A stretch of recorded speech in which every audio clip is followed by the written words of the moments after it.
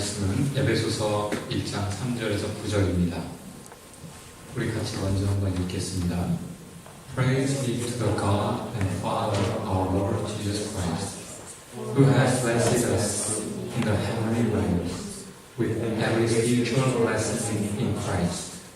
For He chose us in Him before the creation of the world, to be holy and blameless in His sight. In love, He predestined us to be adopted as His sons through Jesus Christ, in accordance with His pleasure and will, to the praise of His glorious grace, which He has freely given us in the one He loves. In Him we have redemption through His blood, the forgiveness of sins, in accordance with the riches of God's grace, that He lavished on us with all wisdom and understanding. And He made known to us the mystery of His will, according to His good pleasure, which He purposed in Christ. 우리 주 예수 그리스도의 하나님 아버지를 찬양합시다. 하나님께서는 그리스도 안에서 하늘에 속한 온갖 신령한 복을 우리에게 주셨습니다. 하나님은 세상 창조 전에 그리스도 안에서 우리를 택하시고 사랑해 주셔서 하나님 앞에서 거룩하고 흠이 없는 사람이 되게 하셨습니다. 하나님은 하나님의 기뻐하시는 뜻을 따라 예수 그리스도를 통하여 우리를 하나님의 자녀로 삼으시기로 예정하신 것입니다. 그래서 하나님이 하나님의 사랑하시는 아들 안에서 우리에게 거저주신 하나님의 영광스러운 은혜를 찬미하게 하셨습니다. 우리는 이 아들 안에서 하나님의 풍성한 은혜를 따라 그의 피로 구속 곧 죄의 용서를 받게 되었습니다. 하나님은 우리에게 모든 지혜와 청명을 넘치게 해주셔서 그리스도 안에서 미리 세우신 하나님이 기뻐하시는 뜻을 따라 하나님의 신비한 뜻을 우리에게 알려주셨습니다. 아멘. 큰 나라가 있었습니다. 부강한 나라였죠. 그래서 많은 이민자들이 그 나라로 들어와 살았어요. 근데 통치자가 어느 날 자기 백성들에게 말을 합니다. 전쟁이 나면 이 이민자들이 분명히 적들의 편에서 우리를 같이 공격할 것이다. 그게 무섭다는 거죠. 그날부터 자기 백성과 더불어 이 이민자들을 억압하기 시작했습니다. 누구 얘기죠? 바로 왕 이야기죠. 이집트 출애굽기 1장에 있는 내용. 두려워서 짓는 죄가 있습니다. 다 같이 두려워서 짓는 죄. 사람들이 짓는 죄를 보면 사실 그 뿌리에 두려움이 있습니다. 지금도 온 세상 각 나라 정치인들이 똑같은 말을 하고 있죠. 선거에서 질세라, 국회의원 자리를 잃을세라, 국회의원으로서 누리던 모든 것들을 잃을세라, 경쟁자들을 공격합니다. 캐나다에서도 한국에서도 어느 나라든 옳고 그런 것을 얘기한다기보다는 상대를 깎아내려서라도 내가 살아보겠다. 자신의 그 국회의원직을 잃으면 안 된다. 그 미래가 두렵다라는 거죠. 경쟁자가 동료이든 적이든 공격하는 죄악된 인간의 모습을 봅니다. 이 시대의 바로들이죠. 두려워서 짓는 죄. 가룟 유다도 두려워서 죄를 지었다고 볼 수 있어요.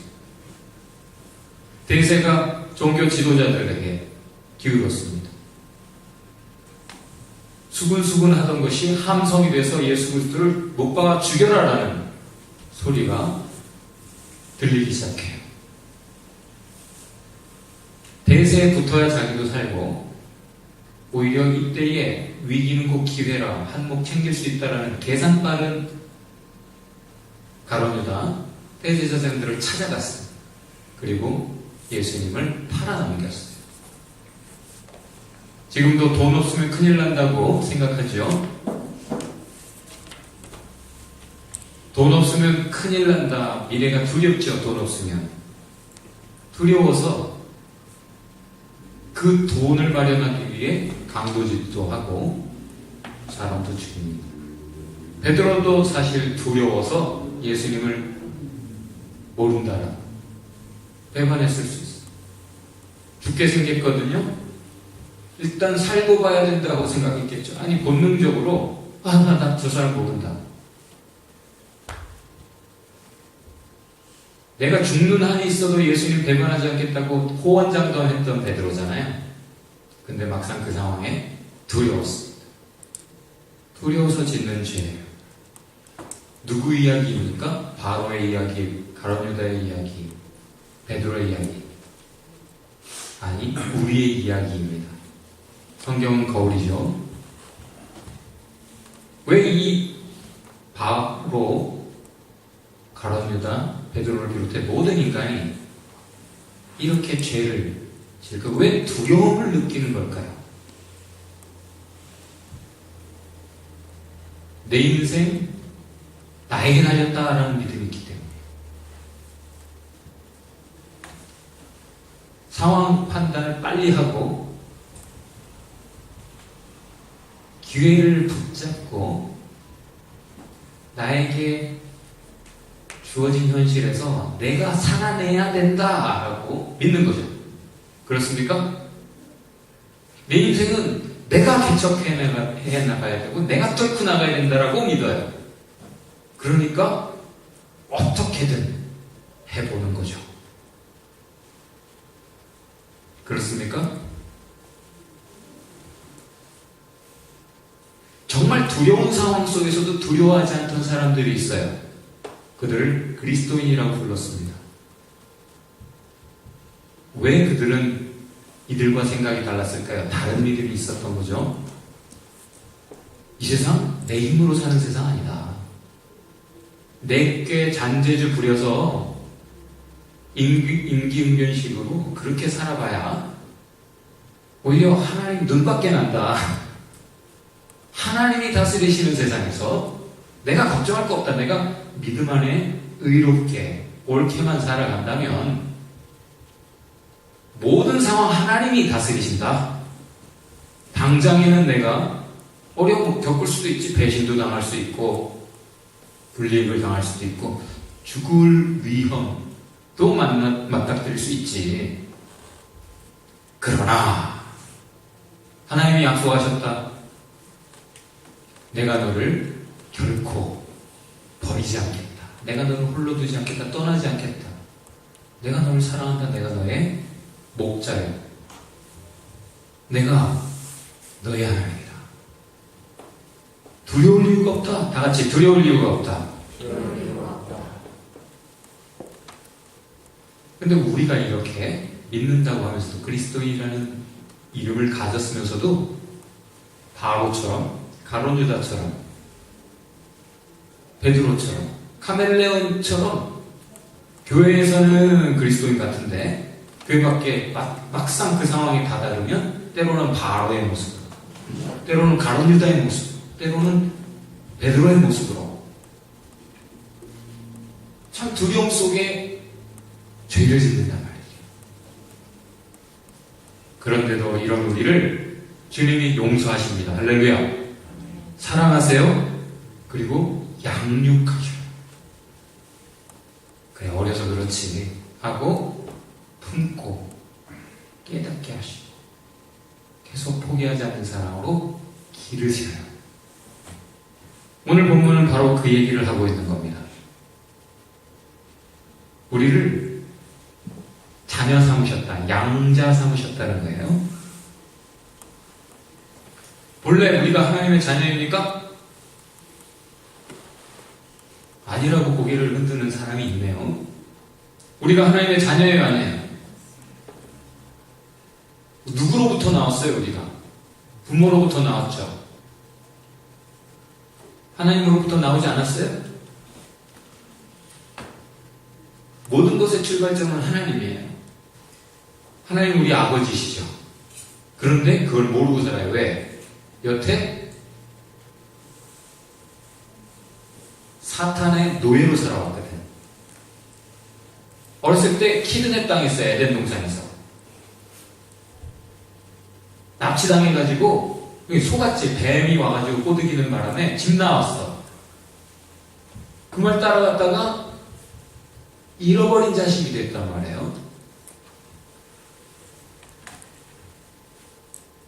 그래서 요 얼마 전에 중국에서 20몇 년 만인가 딸을 찾았죠. 어렸을 때 납치당해서 그날부터 부모가 중국 전국을 돌아다니면서 찾았는데 못 찾고 결국 그 찾고 계속 찾다가 안 되겠다 해서 택시 운전을 하면서 아버지가 전단지를 계속 만나는 손님들에게 뿌리고 계속 그 사실을 계속 포기하지 않고 노력을 했어요. 그에게 매스미디어를 타고 방송을 타고 소셜미디어를 보던 그 딸이 그걸 보고는 하고 연락을 했고 DNA 테스트 해보니까 딸이 맞아요. 포기하지 않는 부모의 사랑이죠. 하나님이 우리를 포기하지 않으십니다. 할렐루야. 그래서 우리가 속아서 어렸을 때 납치당하고 노예살이를 했어요. 죄의 종 노릇하는 사탄이. 하나님 자녀가 아닌 것처럼 살았지요. 그래서 오늘 말씀대로 redemption, 구속하셨다. 이것은 값을 치렀다는 거예요. 예수님이 핏값으로 노예를 자유케 하려면 그 노예 몸값을 치러야 되는 거예요. 예수님이 자기 핏값으로 우리를 사셨다. 큰 값을 지불하신 거죠. 그래서 우리는 이제 자유해진 거예요. 그리고 다시 하나님의 자녀로 집 나갔던 탕자가 다시 아버지 품에 안겨서 이제 아버지의 상속자의 옷을 입고 반지를 끼고 이제는 다시 주님의 아버지의 사랑 속에서 살아가는 것처럼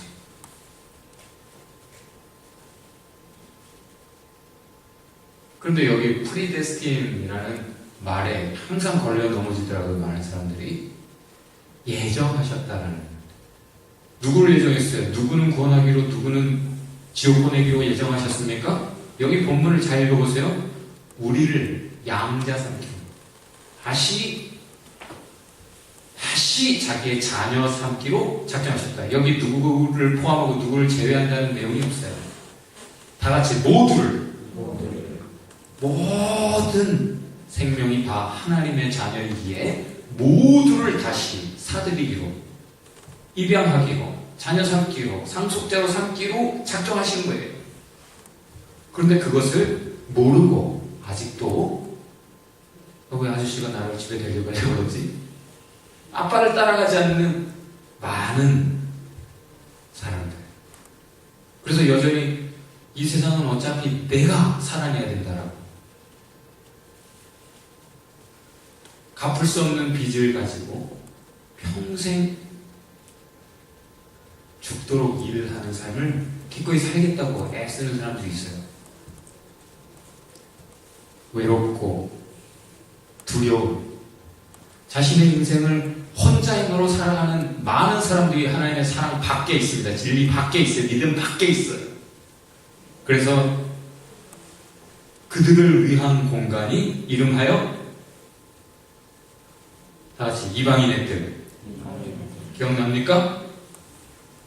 그들을 위한 우리가 이름하여 12대문. 다같이 12대문. 우리를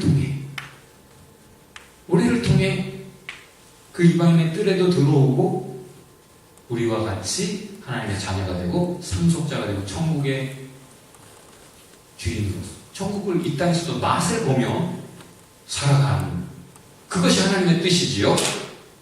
모두를 구원하기로 주님은 작정하셨는데 벌써부터 에덴 동산 범죄 직후부터 여인의 후손을 통해 내가 너희를 다시 살리겠다라는 말씀으로 작정하시고 그 역사를 진행하시는데 아직까지도 어차피 인생은 내가 살아내야 된다 해서 열심히 처세술을 익히고 많은 경험을 쌓으면서 나름의 잔재주를 부리며 살아가는 많은 사람은 얼마나 외롭고 두려운 사람을 참 고단하게 살아가는지 모릅니다. 그들을 뭐라고 불러요? 고아라고. 아버지가 없으니까 고아지. 고아와 과부를 너희가 돌보아라. 율법의 가장 기본적인, 이웃사랑의 가장 기초적인 지침이었어요. 왜? 보호자가 없는 그들을 이웃사랑하는 것이 우선적인 하나님의 백성들에게 주어졌던 명령이었습니다. 경건의 기본이에요.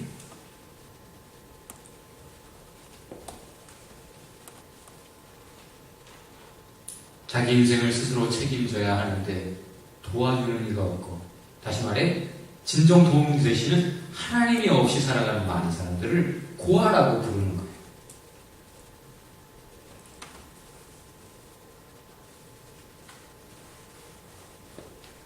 인생은 필요에 집중합니다. 돈이 필요하다 그러면 돈이 내 생각을, 마음을, 내 모든 입술의 말들을, 내 모든 선택들을, 시간들을 채우죠. 아, 신발이 필요해. 그럼 그날부터 신발만 보래. 그렇죠? 이발을 해야 되겠어. 그러면 사람들 머리가 눈에 다 들어와요. 필요에 집중하는 인생. 누구의 필요입니까? 그리스도인과 넌 크리스찬의 필요가 달라요. 나의 필요를 생각하는 사람들은 아직까지도 나의 필요가 채워지지 않아서 그러는 거예요. 하나님의 자녀라면 그 필요는 누가 채웁니까? 아버지 하나님이 채우시죠. 그러면 어차피 나의 필요는 하나님이 챙기시는 거니까 나는 그걸 갖지 못한 사람들의 필요가 보여요, 눈에. 그래서 그들의 필요를 돌보는 삶을 살아갑니다.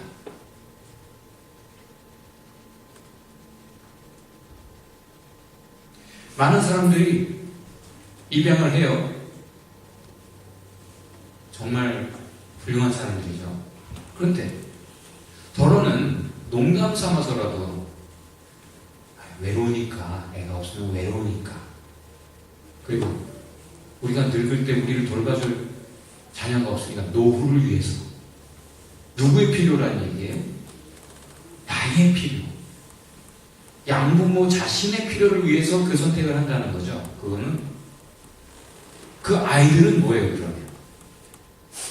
입양이라는 것은 아이들의 필요를 생각해서 해야 되는 것 아니겠어요? 하나님이 우리를 자녀 삼으신 이유는 우리의 필요 때문이죠. 하나님이 외로워서 노후 돌봐달라고 우리를 자녀 삼으신 거 아니죠. 그렇게 나의 필요 때문에 누구를 사랑하기로 결정을 하면 분명히 기대가 있고, 그럼 뭐가 있겠어요? 실망이 있고, 그러면 기대와 실망 후에는 학대가 이루어지는 거죠. 말도 함부로 하고. 실제 요즘 부모라고 하지만 돈이 더 중요하다. 두려워. 돈이 없으면 안 돼. 자식은 없어도 되는데 돈이 없으면 안 돼. 왜? 돈이 자식 때문에 너무 많이 들어가니까 자식이 왼수라. 자식이 없었으면 좋겠다. 괜히 자식 낳았다. 이런 생각을 하는 악한 세상이 되었어요. 돈이 필요하니까 배우자도 죽여서 보험금을 타는 그런 악한 세상이 되어버렸어요. 돈 때문에 가족을 희생시키는 슬픈 일들이 많습니다. 뭐가 중요합니까? 어떤 필요가 더 중요합니까? 어떤 사람이 산을 넘어요. 험난한 산을 넘는데 아주 기분이 좋아요. 왜? 오랫동안 공들여서 했던 비즈니스가 성공했고, 그래서 큰 큰 돈을 벌어 가지고 산을 넘고 있는 거예요. 그러니까 산이 힘들지만 기분이 너무 좋았어요. 그런데 갑자기 하늘이 어두워지더니 비가 내리기 시작. 엄청나게 무서운 비가 내리기 시작해서 동굴로 피해 들어갔어요. 옷이 다 젖었지, 깜깜하지, 너무 추워서 얼어 죽게 생기는 거예요. 이 밤을 버틸 힘이 없어요. 여러분 같으면 뭐 할까요? 뭘 해야 될까요, 이 상황? 불을 피워야지. 체온을 지켜야지. 불 피려고 아무리 찾아도 나뭇가지나 불 재료를 삼을 수 있는 게 없어요. 이 사람이 어떻게 했을까요? 돈다발을 태우기 시작했어요. 여러분 같으면 돈 태우겠어요? 내가 죽어도 이건 못해. 안 할 사람들 많아요, 이 시대에. 그렇죠?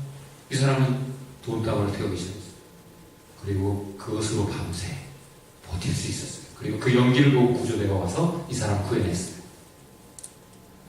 이 사람은 기뻐했어요. 내가 다행히 돈이 있어서 내가 살았다. 돈이 중요해요? 생명이 중요해요? 근데 돈다발 움켜쥐고 죽는 사람이 많더라. 돈을 얼마든지 희생해서라도 사람을 살려야 될 거 아닌가? 자기 자식이 죽어가도 돈 아낄 부모가 있을까요? 없을까요? 없기를 바랄 뿐이죠. 다시 말해서 누구를 돕겠다, 누구를 사랑하겠다라는 것은 누구의 입장에서 해야 되는 거냐 하는 질문이죠. 그 도움이 필요로 하는 사람, 그 사랑을 필요로 하는 사람의 입장에서 할 수 있어야 진정한 사랑이고 도움이 되겠죠?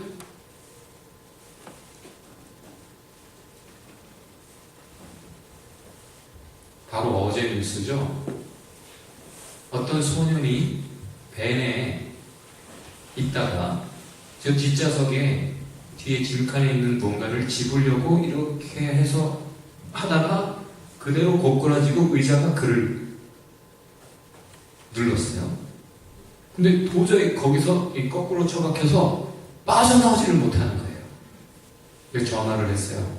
911에. 지금 너무너무 힘들어요. 제가 혼자 못 나오겠어요. 그리고 숨을 못 쉬겠어요. 제발 빨리 와서 살려주세요.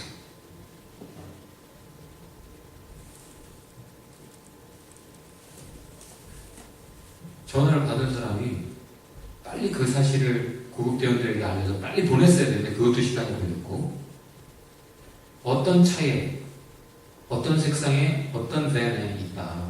어디냐? 그건 모르겠다. 그래서 그 지점으로 구급대가 빨리 파견이 됐습니다. 그런데 놀라운 것은 나중에 찍혔죠. 차 안에 있는 블랙박스에 이 구급대원의 모습이 찍혔어요.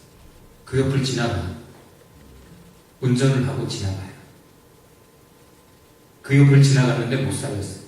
왜 그랬을까요? 지금 사람 찾으러 죽어가는 사람, 그 소녀는 저 얼마 안 남은 것 같아요. 제가 죽으면 엄마한테 제가 사랑한다고 전해주세요. 지금 1분 1초가 아까운 사람, 태평하게 음악을 들으면서 그 옆을 지나가고 관심이 그 꼬마가 그런 차를 탔단 말이지. 내가 타지 못하는 그런 차를, 좋은 차를 타고 있구만. 누구는 죽어가고 있는데 누구는 남의 일인 거예요. 구급대원이에요. 이게 남의 일이에요? 구급대원의 일 아닌가? 음악을 들으며 그가 탄 차에 대해서 이야기하고 그 꼬마가 타고 있는 차를 지나면서도 스탑도 안 하고 그 아내를 들여다볼 생각도 안 해서 죽었어요.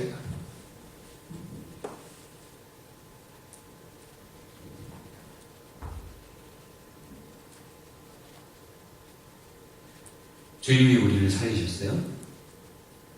그리고 다급하게 너희도 살려라.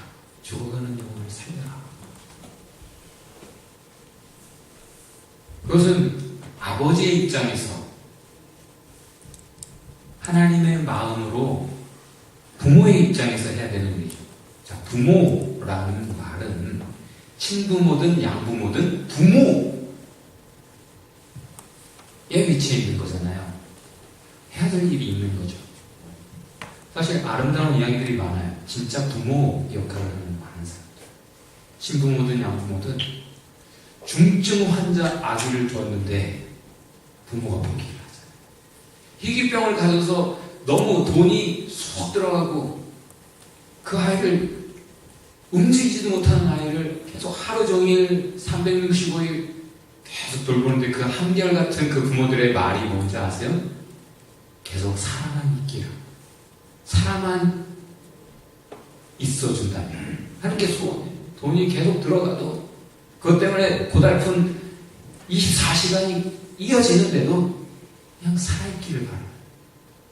생명을 돌보다 보면 생명의 소중함을 알게 되고 생명을 사랑하게 되고 사랑을 배우게 되고 사랑의 사람이 되는 거죠. 그 일 안 하는 사람은 좌우로 생각해서 구급대원이 된다 해도 이것은 돈벌이지 사람을 살리지 못해요.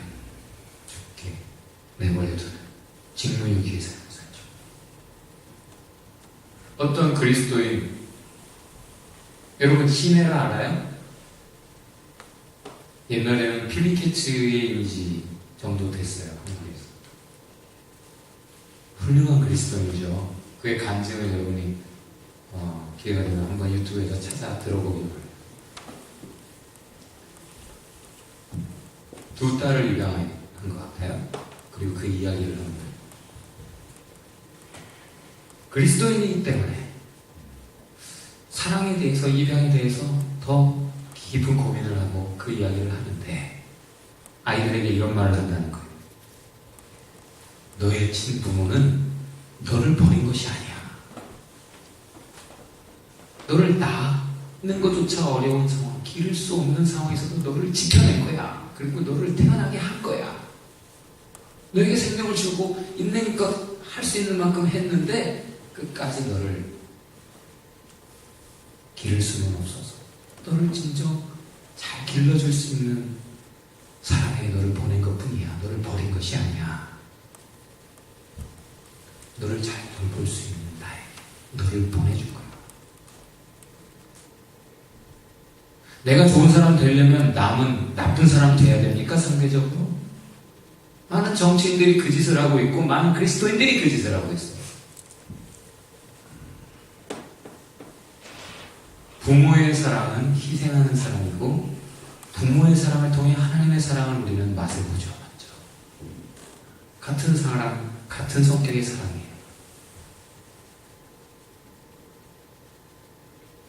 다 같이 봅시다. 받은 사랑, 하는 사랑.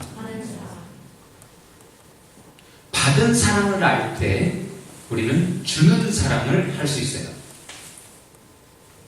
근데 받은 사랑을 모르면 부모도 원망을 하는 것이 인간이에요. 자기가 여지껏 이렇게 살아있는 것이 기억하지 못하는, 알지도 못하는 그 부모의 그 사랑 때문인 것도 모르는 것이 인간이란 말이죠.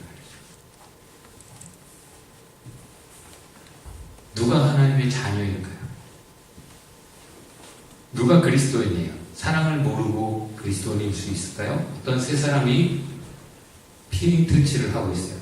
아이들이 공터에서 막 뛰어놀다가 저기 아저씨 세 사람이 뭐 하고 있으니까 막 쫄래쫄래 쫓아가가지고 아저씨 뭐 하세요? 첫 번째 아저씨가 일하는 중이야. 힘들다. 야 시끄럽게 말고 저기로 가라. 그랬어요.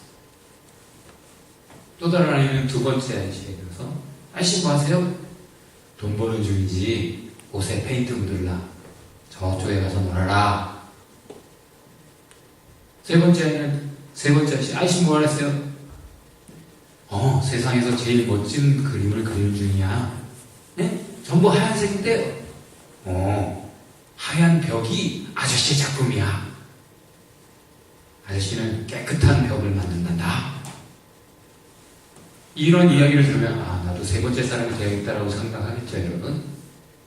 오늘의 포인트는 그게 아니에요. 왈가왈부 하지 말라는 거예요. 왈가왈부.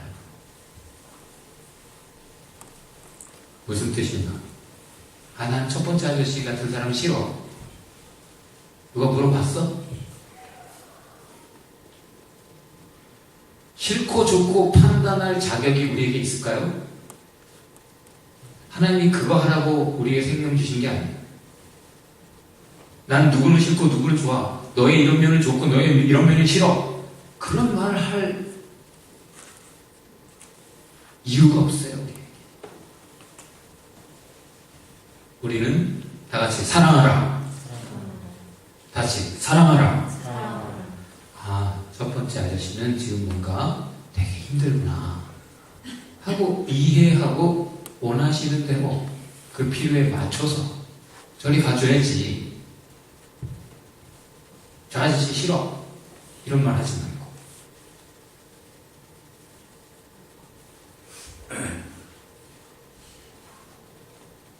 우리는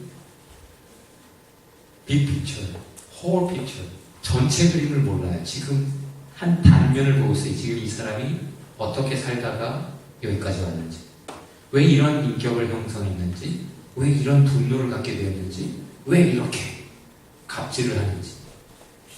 사실은 불쌍한 거죠. 안타까운 거예요. 그 사람에게도 사랑이 필요하고 그 사람도 하나님 만나면 바뀔 수 있다고 믿습니다. 그 사람의 지식에 하나님이 없어. 그 사람의 삶에 하나님이 없기 때문에 자기 힘으로 살다 보니 짜증도 나고, 내가 이만큼 가졌는데 왜 나를 이렇게 무시해? 왜 나를 이렇게 몰라줘? 그렇게 실수하는 거죠. 불쌍한 거예요.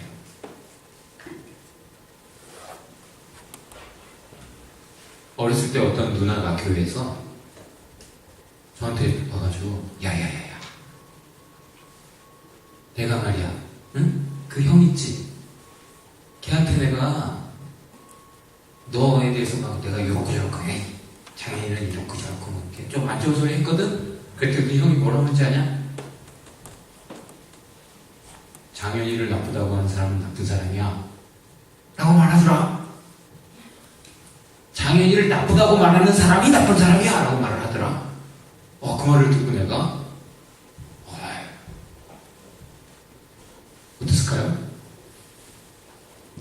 가족이라면, 정말 사랑하는 사람이라면 그 사람에 대해서 누가 안 좋게 말하면 그게 팩트, 사실이랄지라도 듣기 싫죠.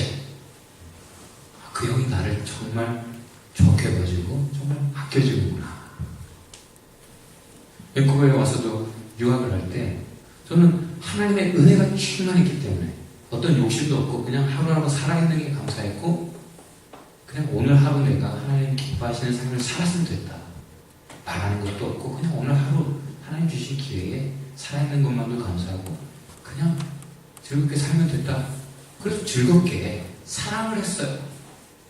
내가 아쉬운 게 없어서 사랑을 했어요. 그래서 사람들이 사랑을 했다고 해서 내가 맛있는 거 사주고 그런 건 아니에요. 그냥 열심히 웃으면서 열심히 살았어. 공부만 했어요, 사실. 그 누가 말 걸어오면 같이 좋게 대화해야죠. 근데 나를 알기도 전에 사람들이 그때, 목사님들이, 나랑 친구하고 싶다고 막 와가지고 막 가까이 하는데, 나 바쁜데. 농담이고, 그냥, 그러자고. 그러고 이제 많은 인맥이 원치 않게 생겼어요. 근데 어느 날 갑자기, 사람들이 어느 날부터 표정이 약간 눈빛이 달라지더니 한 사람 한 사람 멀어지더라고요. 왜 그러지? 그리고 나는 어차피 나는 공부에 바빴기 때문에 이유가 있나 보지. 그냥 계속 공부했어요. 그러다가 어떤 일 때문에 어떤 목사님과 함께 내가 학교의 과제를 같이 하게 됐어요. 그래서 그 가족과도 같이 어울리게 됐는데 나중에 그 목사님과 사모님이 나에게 얘기하는 거예요.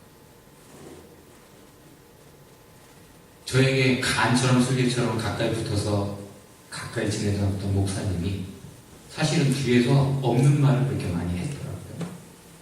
그 얘기를 듣고 나를 그렇게 본 거야. 목사님들인데도 그 말 들으니까 색안경 끼고 나를 보고 이유 없이 멀어졌던 거고 나를 안 좋게 봤던 거예요. 나는 이상하게 괜히 푸대접을 받은 거지. 근데 그분들이 이런 말을 하더라고요.